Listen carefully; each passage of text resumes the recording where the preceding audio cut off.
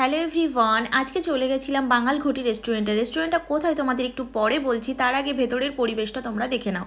ভেতরটা ভীষণই সুন্দর ছিল, ছোটোখাটোর মধ্যে। তারপরে এদের মেনু কার্ডটা নিয়ে নিলাম এবং অর্ডার করে দিলাম স্টার্টারের ড্রামস অফ হেভেন।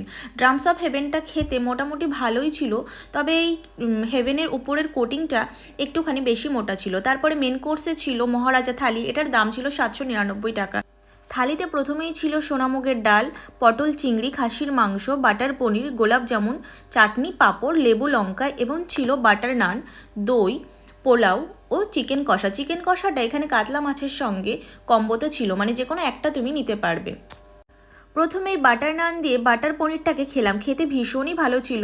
তারপরে লাস্টে খেয়ে নিলাম চাটনি ও পাঁপড়।